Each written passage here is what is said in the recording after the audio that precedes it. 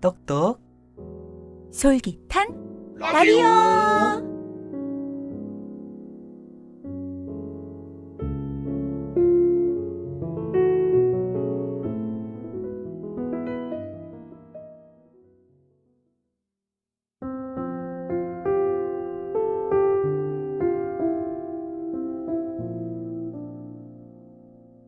이자 장석주. 그대 아직 누군가 그리워하고 있다면 그대는 행복한 사람이다.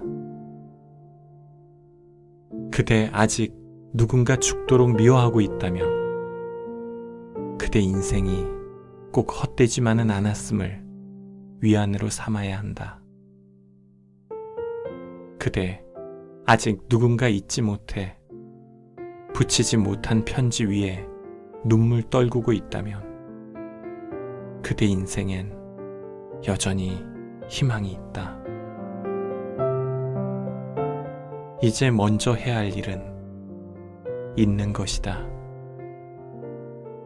그리워하는 그 이름을, 미워하는 그 얼굴을, 잊지 못하는 그 사람을 모두 잊고 훌훌 털어버리는 것이다. 잊음으로써 그대를 그리움의 감옥으로부터 해방시켜야 한다. 그 잊음으로써 악연의 매듭을 끊고 잊음으로써 그대의 사랑을 완성해야 한다. 그 다음엔 조용히 그러나 힘차게 다시 일어서는 것이다. 다시 시작하는 것이다.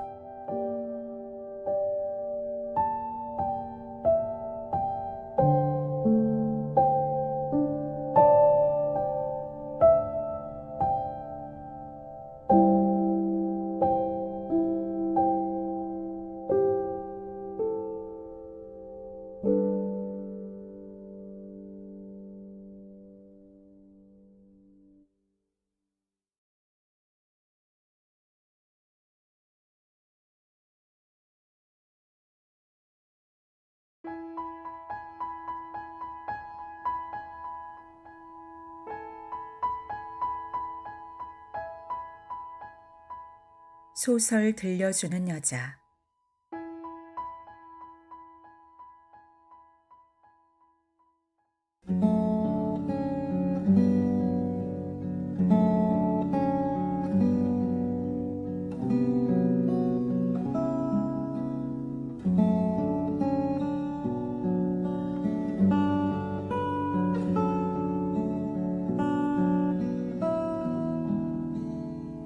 김약국의 딸들. 박경리. 제1장 통영.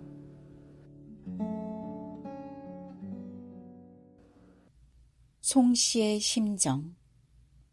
해가 질 무렵이면 김봉재 영감의 외동딸 연순의 얼굴은 불그레하게 물든다.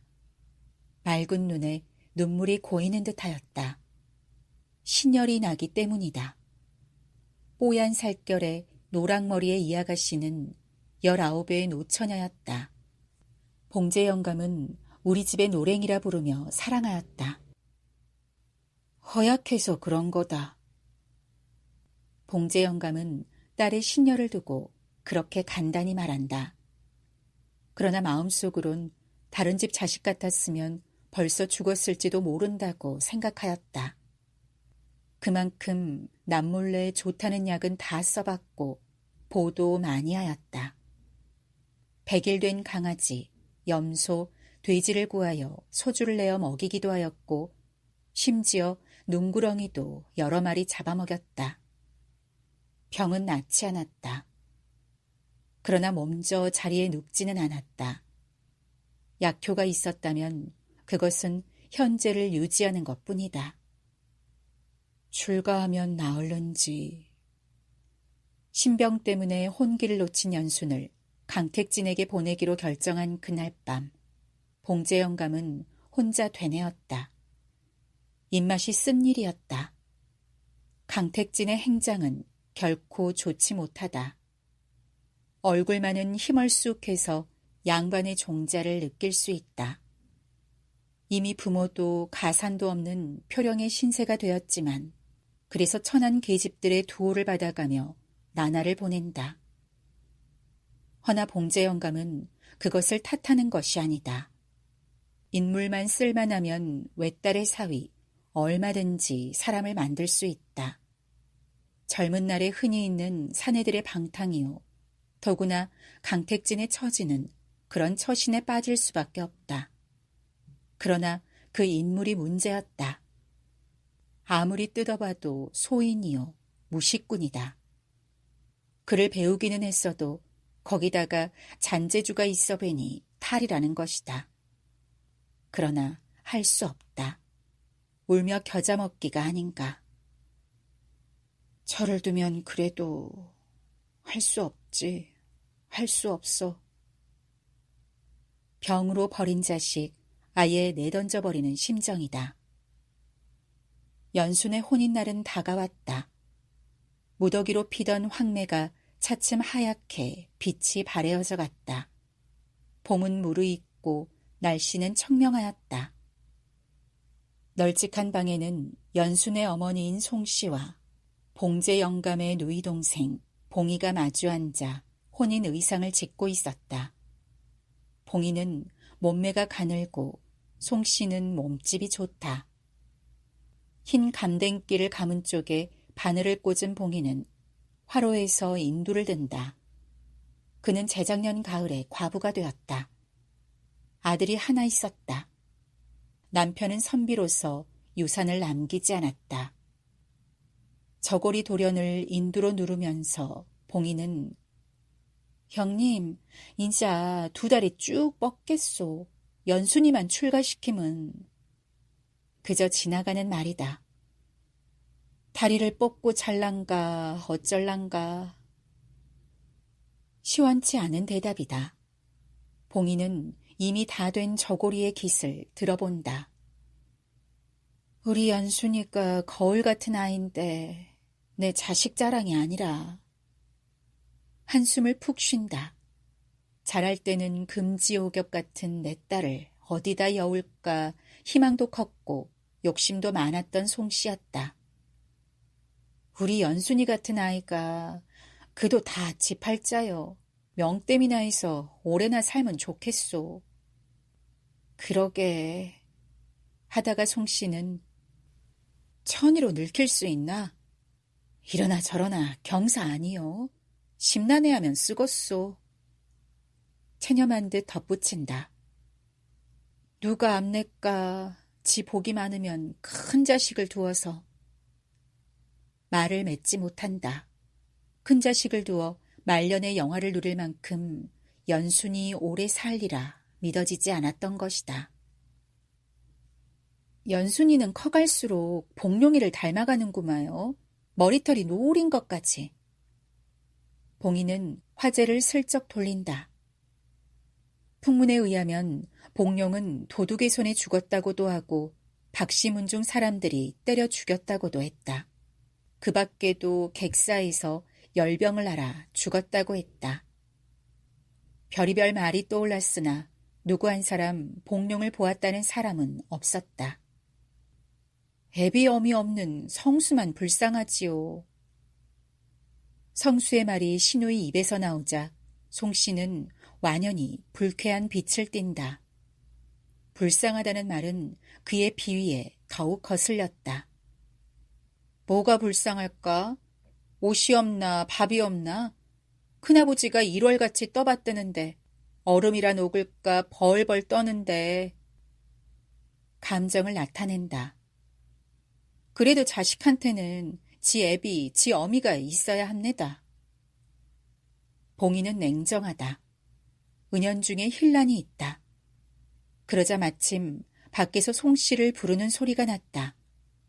송씨는 방문을 열어보지도 않고 일을 계속하면서 와 그러노? 저 도련님이 또 그 집에 앉아있심더. 뭐? 송씨는 방문을 확 밀어붙인다. 계집아이 덕이는 힐끗 쳐다보는 봉이의 눈을 느끼자 주춤한다. 또 그 집에 성수가 가 있더란 말이지. 송 씨는 악을 쓴다. 네. 날카로워지는 봉이의 눈을 극히 피하며 덕이는 어리더듬하게 대답한다. 집안을 망쳐먹으려고 그 기에 왜 자꾸 간단 말고. 송 씨는 한 손으로 문지방을 친다. 덕이니는 할 일이 없어 거기가 뜨나. 인두를 거칠게 잡으며 봉이는 쏘아준다. 일부러 와서 고자질을 하는 것이 미웠던 것이다. 솔잎 달랐고 산에 올라가면서 봐심더. 그래 알았다. 가서 니는 네 할 일이나 해라. 신우이가 가로채서 하는 말에 송 씨는 가슴이 부글부글 괜다. 그러나 큰일을 치르는 마당에 있어서 집안을 시끄럽게 할 수는 없다. 억지로 참는다.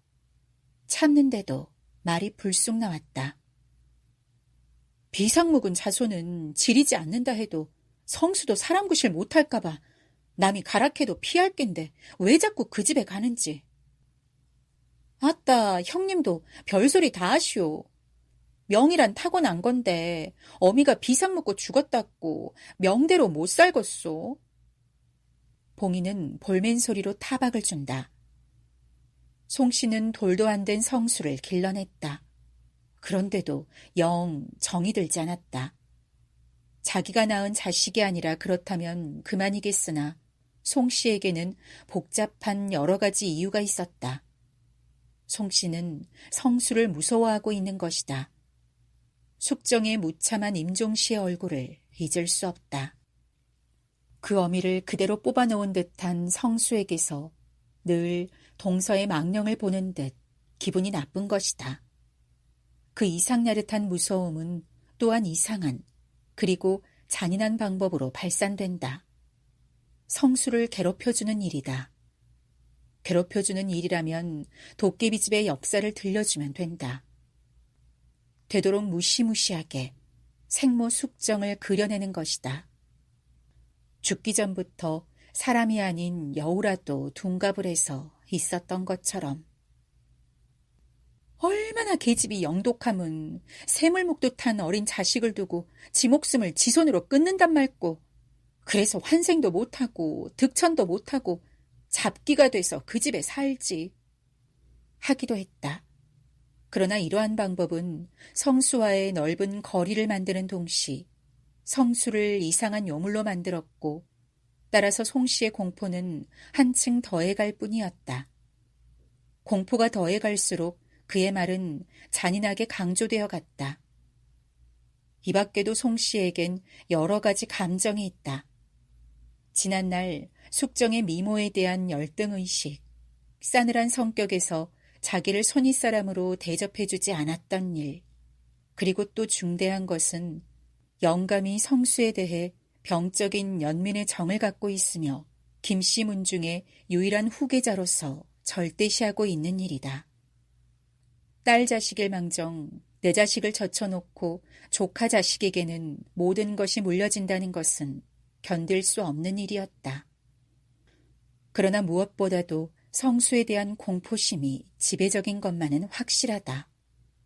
무슨 흉사가 날 것만 같았고 성수가 있음으로써 숙정에 방황하는 혼백이 늘 자기 집안을 감돌고 있는 것만 같았다. 무당을 불러들여 몇 번이나 구슬한 것도 그 때문이었다. 초롱초롱한 성수의 눈을 생각한다.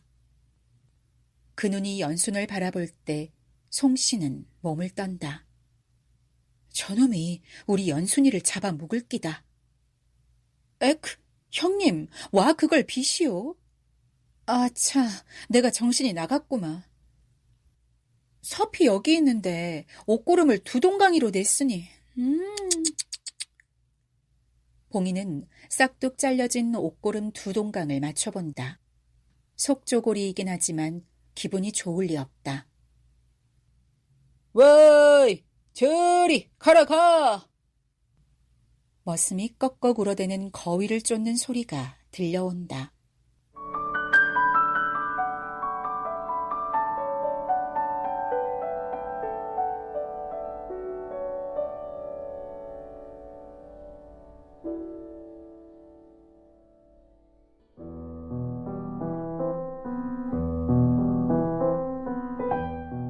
김약국의 딸들 박경리 봉제 영감의 죽음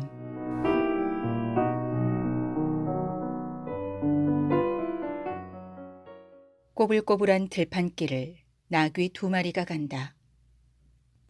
봉제 영감이 탄 나귀의 고삐는 하인이 잡고 있었고 성수가 탄 나귀는 그냥 뒤따라간다. 온통 벌겋게 노리진 하늘 아래다. 저기 모두가 우리 땅이다. 눈여겨두어라. 아무리 가물어도 추수가 줄지 않는 상답이니라. 봉제 영감이 손가락질하는 곳은 이미 추수가 끝난 논이었다. 장기판처럼 반듯반듯한 논이다. 군데군데 자그마한 저수지가 있었다. 성수는 말없이 나귀에 흔들리며 간다. 갈가마귀 떼가 가을가을 울며 날아간다. 가을이면 봉제 영감은 고성, 사천으로 추수 거들어간다. 봉제 영감의 땅에서 150석가량, 둔답에서 30석, 이것은 관의 경작지로 소위 일종의 연봉으로 봉제 영감에게 지급되는 수량이다. 멀리 농가가 보이기 시작한다. 100여 호 비난한 마을인 것이다. 이제 너도 잘 알아두어야 한다. 누이는 출가 외인이요. 택진이는 남이 아니냐. 내년에 성례를 하면 너도 살림 돌아가는 것을 알아야지. 조용히 타이른다. 같은 해에 한마당에서 혼사를 2번 치러서는 안 된다는 풍습 때문에 성수는 명년으로 미루고 있는 것이다. 성수는 잠자코 있다. 봉제 영감은 사위 강택진을 경계하고 있는 것이다. 강택진은 장가를 둔 후부터 뻔질나게 약국으로 드나들며 속이 깊지 못한 장모의 비위를 맞추는데 전력을 다하고 있었다. 뭐니 해도 내 사위가 아니오. 외간의 집 자식이라 예의범절이 바르고 차상스럽고. 송 씨는 슬그머니 두둔하기 시작한다. 그러나 봉제 영감은 택진의 속셈을 빤히 들여다보는 듯 냉정하게 대하였고 필요 이상으로 남의 식구 취급을 하였다. 그리고 무슨 생각에선지 올따라 가을 추수에 성수를 데리고 나선 것이다. 마을에 당도하자 소작인들이 쫓아나왔다. 그리고 몹시 당황하며 하인으로부터 말고삐를 받아 나귀를 외양간에 메고 마루에 돗자리를 까는 둥 갈팡질팡이다. 성수는 마당에 들어선 채 들깨단을 안고 뒤란으로 쫓아가는 계집아이의 뒷모습을 멍하니 바라본다. 어딘지 그 모습이 연순을 연상케 하였던 것이다. 어르신네, 도련님, 어서 올라오시이소. 먼 길에 예까지 오시노라고. 늙은 농부는 2 손을 비비며 허리를 굽실거린다. 성수는 계집아이가 사라진 곳에서 눈을 돌렸다. 봉제 영감을 따라 돗자리를 깔아놓은 마루로 올라간다. 마을에서는 그래도 제일 나은 집인 모양인데 생활의 정도는 가축과 별다름이 없었다. 농가에서는 닭을 잡고 선 팥을 넣어 밥을 짓고 미리부터 담가둔 술을 걸러서 먼 길을 온 귀한 손님에게 대접한다. 들깨단을 안고 뒤란으로 쫓아가던 계집아이가 숭늉을 가지고 왔다. 감실하게 햇빛에 그을은 얼굴은 옆에서 보니 연순하고는 딴판이다. 성수는 그 얄팍한 눈매가 연순을 닮았다고 생각하였다. 갑순아이, 닭깨기 똥돌레 집에 갖다 주어라이. 부엌에서 들려오는 소리다.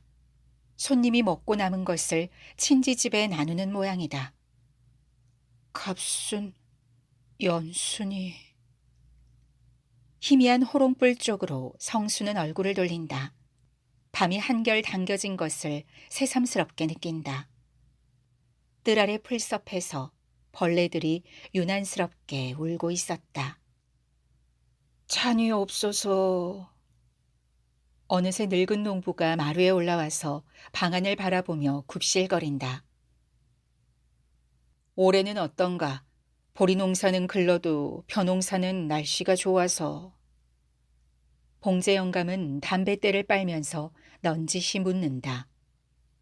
날씨가 좋다고 하시지만도 생각 밖으로 어르신네께서 요량에 주시야 계심더. 요량을 하다니 금년 같은 풍년에 농사가 잘못되었단 말인가? 자식놈이 병을 앓고 논에는 물기 많아서 형편이 없심더. 늙은 농부는 연방 허리를 굽실거리며 봉제 영감의 눈치를 살핀다. 해마다 풍년 들었다는 말 들어본 일이 없네. 시절 따라 내야지. 봉제 영감은 더 이상 말할 필요도 없다는 듯 눈살을 찌푸리며 외면한다. 올가을에는 딸년도 출가시키야 할 끼고요. 봉제 영감은 조금도 마음이 동하지 않는다. 마당에 옹기종기 서 있는 다른 소작인들도 할 말이 있어서 오기는 왔으나 말을 하지 못한다. 소작인들이 다 물러가고 밤도 깊었을 때 성수는 백부에게 농사꾼들의 사정도 딱 하겠다는 말을 했다. 언제든지 하는 말이지. 그 말을 고지 듣다간 아무것도 안 된다. 농사꾼들이야 땀 흘리고 뼈가 빠지게 지은 농사니 쌀 한 톨인들 내놓고 싶겠느냐. 인정을 쓰는데도 한도가 있는 법이다. 감해주면 줄수록 더 바라는 것이 사람의 욕심이지. 너도 후일에 내가 없더라도 마음씀이 해퍼서는 안 된다. 봉제 영감은 성수의 얼굴을 똑바로 쳐다보면서 타이른다. 봉제 영감은 걱정이 많다. 성수의 몸과 마음이 유약하여 자기 없는 날이 근심되는 것이다. 다른 때 같으면 소작인들의 딱한 사정에 귀도 기울여주고 다소 선심도 베풀 줄 아는 봉제 영감이다. 그러나 성수에 대한 본보기로 일부러 엄격하게 나간 것이다. 사위라도 성실한 사람이라면 후사를 당부하겠는데 자칫 잘못하면 처가 살림을 몽땅 집어먹을 위인이니 봉제 영감의 입맛은 쓰다. 게다가 딸만 태산같이 생각하는 마누라는 달면 삼키고 쓰면 뱉는 단순하기 짝이 없는 여자이니 어느 누이에게 성수를 당부할 수가 없었다. 딸은 애당초 그 명을 믿지도 않았다. 내 나이 57, 저 자식이 만일에 단명한다면 우리 집안은 영영 절손이 된다. 봉제 영감은 이 일 저 일 생각이 많아서 잠이 오질 않았다.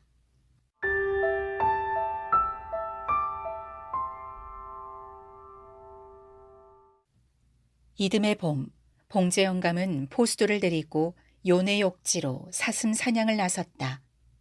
이번에도 성수를 동반하였다. 해마다 봄이면 나라의 진상을 사슴을 잡으러 가는 것이다. 잡은 사슴은 마을로 메고 와서 엷은 포를 떠가지고 마을 안악들의 젖에다 적셔 응달에 말린다. 그래가지고 서울로 보내는 것이다. 부러질 듯 가는 다리에 커다란 눈. 일꾼은 그 연한 사슴에 뿔을 친다. 성수는 현기를 느꼈다. 어서 피를 빨아 묵어라. 봉제 영감은 성수의 등을 밀었다. 성수는 무릎을 꿇고 뿔을 쳐낸 어린 사슴의 피를 빨았다. 더운 피가 목구멍으로 흘러 들어간다. 파란 하늘이 노을 진 것처럼 새빨갛게 느껴졌다. 성수는 일어섰을 때 지난 가을 들판을 나귀 타고 가며 본 그 노을 진 하늘을 생각하였다. 봉제 영감은 사슴의 피를 먹이기 위하여 성수를 데리고 왔던 것이다. 멀리 푸른 둑에 나물 캐던 아이들이 앉아 있었다. 차라리 갑순이라는 그 천일 얻었음. 성수는 막연히 생각하였다. 연순의 눈매를 닮았던 그 얄팍한 눈 언저리. 얼굴은 보이지 않고 그 눈만은 보인다. 연순의 눈이었는지 갑순의 눈이었는지 알 수가 없다. 가을에는 백부가 정하는 곳에 성수는 장가를 든다. 이튿날도 산으로 들어갔다. 종일 산속을 헤매다가 어느 개울가에 이르러 일행은 잠시 휴식을 취했다. 모두 담배를 피우며 잡담을 하고 있었다. 봉제 영감은 버선이 작아서 그랬던지 많이 걸어서 그랬던지 발이 아팠다. 버선을 벗어보니 발이 후룰하다. 그는 시원한 개울에 발을 담가놓고 담배를 피워 물었다.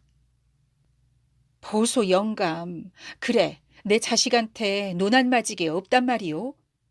조카 자식만 태산같이 생각하고 뭐요?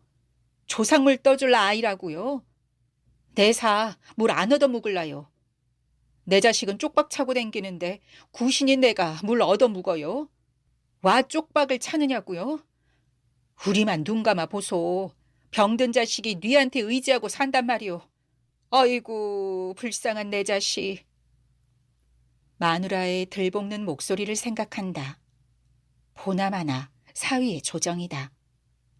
눈이 시퍼런 남편이 있는데 쪽박을 차다니 미친 소리 그만하라고 버럭 소리를 지르기는 했으나 가슴이 뻐근하였다. 그것이 우리 내외보다 오래만 산다면야. 봉제 영감은 후다닥 일어섰다. 물이 묻은 발이 끈끈하여 버선이 들어갈 것 같지도 않아서 손에 들고 내리막길을 내려섰다.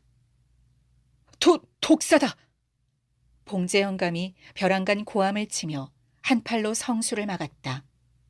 봉제 영감의 발등에는 벌써 피가 흐르고 있었다. 길 언저리에 살모사 한 마리가 대가리를 꼿꼿이 쳐들고 있다. 성수는 옆에 굴러있는 큰 돌을 번쩍 들고 풀섭에 내던졌다. 돌 한 모서리에서 살모사의 꼬리가 파르르 떤다.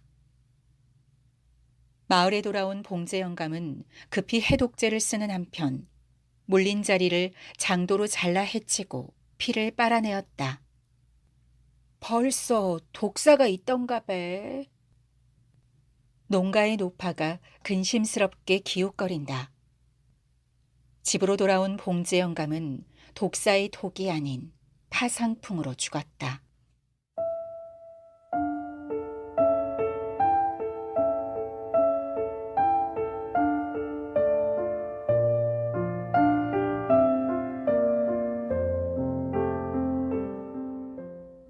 오던 길을.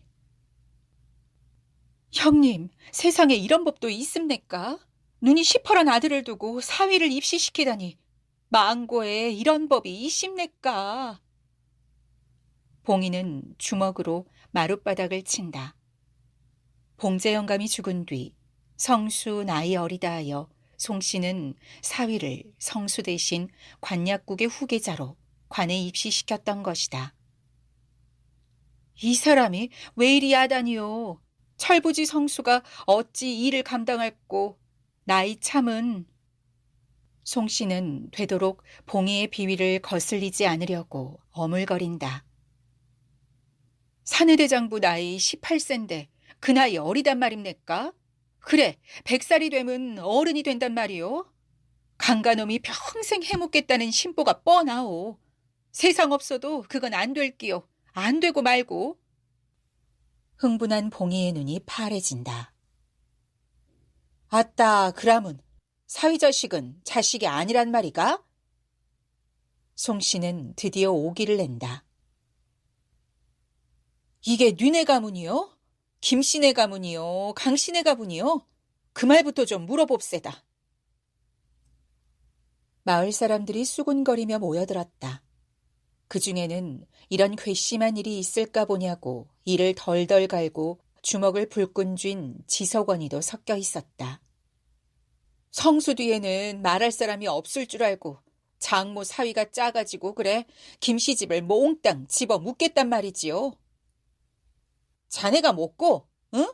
출가외이니 감나라 배나라 할 건 먹고 내가 알아서 할 일이지 구신 들린 그놈한테 맡기나 떠봐라. 집안은 콩가루가 되는 판이지. 응. 송씨도 이마에 핏대를 세운다. 좋습니다. 마음대로 해보소. 나는 나대로 마음대로 할 끼니 메리치에도 불의 풀이 있다고. 계집을 사람으로 안 봤다간 큰 코 다칠기요. 봉이는 치맛자락을 획 걷으며 일어섰다. 사람들을 밀어젖히고 나가면서 봉이는 돌아본다. 당산에 갈랍내다. 그 말에 송씨는 얼굴이 질린다. 우리도 갑시다! 석원이 외친다. 석원의 뒤를 봉이의 외아들 중구가 따른다. 몇몇 사람들도 쫓아간다. 그들은 대장군을 세워놓은 동원 밑을 빠져서 벅숫골을 지나 당산으로 몰려갔다. 뿌연 아침 햇빛이 번져 나오고 있었다. 그들은 마주 보이는 동원을 향하여 관약국 김봉지한테는 성렬한 아들이 있사온데 사위 강택진이 입시를 하다니 웬 말입니까? 이렇게 소리를 합하여 3번 외쳤다. 그리고 사람들은 뿔뿔이 흩어져 집으로 돌아갔다.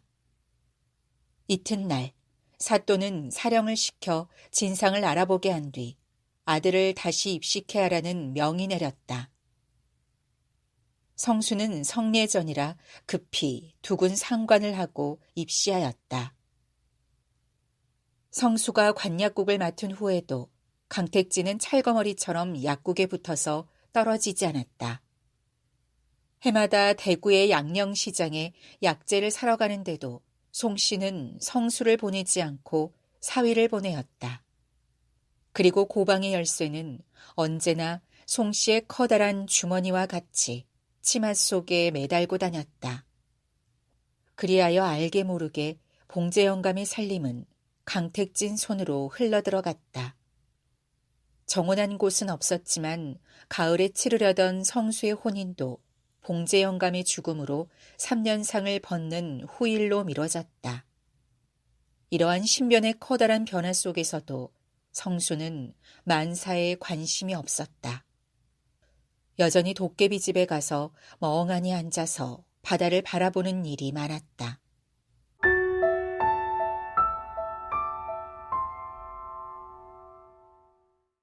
그럭저럭 1년이 지나가고 고종사촌 이중구도 장가를 들었다. 색씨는 외골 윤씨 집안의 딸이다. 앞머리가 보기 좋게 곱슬곱슬하고 입술이 연분홍인 새색씨는 미인이었다. 귀여운 얼굴이었다. 그해 명정골에 새색씨가 여러 사람 들어왔지만 중구의 새색씨처럼 예쁜 여자는 없었다는 것이 공론이었다. 사위가 입시한 문제로 서로 등이진 때문에 송씨는 중구 혼인 때 가지 않았다. 성수만 참석하였다. 그곳에서 오래간만에 성수는 연순을 만났다. 몸이 불어서 얼핏 보기에는 퍽 건강해진 것 같았으나 얼굴에는 열이 있었다. 그는 남의 눈을 피하여 때때로 아랫방으로 내려가서 들어 눕곤 했다. 혼인식이 끝난 2달 후 성수는 뜻밖에도 연순을 찾아왔다. 아이고, 네가 웬일고. 연수는 기겁을 하며 쫓아나와서 성수의 팔을 덥석 잡았다. 그도 그럴 것이 연순의 집을 찾은 것은 이번이 처음이기 때문이다. 성수는 양볼에 경련 같은 미소를 띄었다. 그리고 대청에 걸터 앉았다. 아무리 연순이 올라오라 하여도 걸터 앉은 채 움직이지 않았다. 연수는 부채를 찾아 성수에게 바람을 보내는 한편 계집아이에게 미숫가루를 타오라고 일렀다. 안동포 치마적삼에 흰 댕기를 들이고 있는 연수는 여름인데도 살이 내리지 않았다. 눈빛처럼 흰 이마 위에 노르스름한 머리가 땀에 축축히 젖어 있었다. 그리고 그 언젠가처럼 동백기름 냄새가 부채바람을 따라 성수의 콧가에 스쳐왔다. 어머니가 생각이 없어서 내가 인병이 든다. 조금도 변하지 않은 맑은 눈이 성수를 바라본다. 온해와 고독이 가득 찬 슬픈 눈이었다. 몸은 좀 어떠시오? 성수는 연순의 눈을 좇으며 나지게 물었다. 밤낮 아프지 뭐. 성수는 한참 말이 없다가 고개를 떨어뜨리며 누님, 나 타관에 나가겠소. 뭐? 그게 무슨 말꼬? 연순의 얼굴은 금시 절망으로 변하였다. 전에 한번 그런 말을 했을 때는 그렇게 심한 절망을 나타내지 않았던 것이다. 넓은 곳에 가서 혼자 살고 싶소. 안 된다, 안 될 말이다. 이 세상에 누가 있다고. 내가 삶은 얼마나 산다고. 가지 마라, 성수야. 연순의 눈에 눈물이 크렁크렁 괜다. 성수의 눈에서도 눈물이 쏟아졌다. 성수는 손수건을 꺼내어 코를 풀고 눈물을 닦는다. 명년에 3년상 벗고 나면 장가들어서 네가 살림을 잡아라. 어머니가 속이 없어서. 그러나 니만 대가 차면 네 살림이라고 네 맘대로 못하겠노. 생각하면 어머니도 불쌍타. 사위만 태산같이 믿고 내 말을 귀담아 듣지 않으니 내 하나만 없어 봐라. 눈먼 구렁이 갈밭에 들기다. 애시당초 내 죽기를 셈하고 장가든 사람. 나 역시 기억머리나 풀고 천이띠나 면할랐고 이 집에 출가한 사람. 말이 내외관이지 무슨 정이 있어 살겠노. 다 전생의 업보로 후생에나 가서.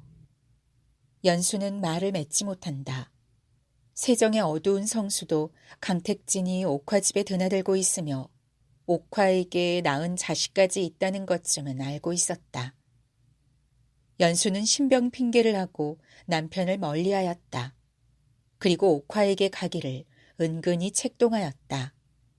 그러나 택진이가 옥화집에 다시 드나들게 된 것은 옥화에게 끊지 못할 애정을 느껴서가 아니오. 옥화의 신세를 진 의리 때문도 아니오. 자식이 있는 때문도 아니다. 그리고 또한 그 여자를 도와주는 것도 아니었다. 오히려 엽전 몇잎이라도 구슬러내는 그런 더러운 사나이다. 뭐 그렇다고 해서 연순을 생각하는 것도 아니다.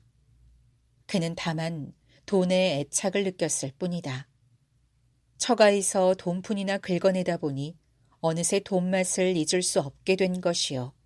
옥화에게는 생리적인 욕구를 채우면 되고 그 옥화가 가엾은 그 여자가 한 푼이라도 일을 붙여준다면 더욱 좋은 것이다. 연수는 돈이 굴러오는 미천이요. 옥화는 배설장소다. 계집아이가 날라다준 미숫가루가 그대로 손도 대지 않은 채 있는데 성수는 일어섰다. 대문 밖을 나서면서 성수는 연순을 돌아보았다. 후생에서 우리 다시 만날까, 누부야? 어릴 때부터 누부야라고 불렀다. 만나고 말고 못 만남은 그 하늘 어쩔꼬. 연순의 입김은 몹시 뜨거웠다. 숨이 가쁜 모양이다. 성수는 뚜벅뚜벅 걸어간다. 잘 있거라, 연순이. 누부야. 대문 밖에 박힌 듯 서 있는 연수는 그 소리를 듣지 못하였다. 쨍쨍 내리쬐는 한여름 햇볕이 고개를 숙인다. 해가 떨어지려고 했다. 호졸근이 풀이 죽었던 나뭇잎들이 되살아나는 듯했다. 성수는 보따리 하나를 들고 북문 고개를 넘어섰다. 북문 고개를 넘어서는 순간 성수는 왈칵 쏟아지는 눈물을 느꼈다. 길이 보이지 않았다. 성수는 왈칵 쏟아지는 눈물을 느꼈다. 그는 언덕배기로 올라가서 주저앉는다. 서서히 스며들기 시작한 어둠, 안뒤산 뒷모습이 가슴을 찌른다. 남아 20세, 큰 뜻을 품고 이 길을 내가 가는가? 갈 곳이 있어 내가 이 길을 떠나는가? 세병관 쪽에서 나팔 소리가 어슴풀에 들려온다. 서건이가 도깨비 집 앞을 지나가겠구나. 껍적거리는 텁석부리 서건의 모습이 눈앞에 선하다. 고모님, 중구 형님, 그리고 이쁜 형수 씨, 잘 계시소. 마음속으로 내는데 이 세상에 누가 있다고 내가 살면 얼마나 살겠노. 가지 마라. 안 된다. 연순의 말이 윙 하고 울린다. 순간 성수의 머리는 빠개지는 듯하였다. 두 손으로 머리를 감싸며 휘청거리고 일어서는데 저 멀리 송씨와 강택진이 달려온다. 성수는 멍하니 그들을 바라본다. 언덕 위에 선 성수를 발견한 그들은 더욱 빠른 걸음으로 달려왔다. 송씨는 한 손에 방갓을 들고 강택진은 못이 두루마기를 휘날리면서 성수 곁에까지 온 송씨는 땅에 펄썩 주저앉으며 통곡부터 터뜨렸다. 이놈아, 애미 베리고 어디 갈락하노? 성수는 물끄러미 내려다본다.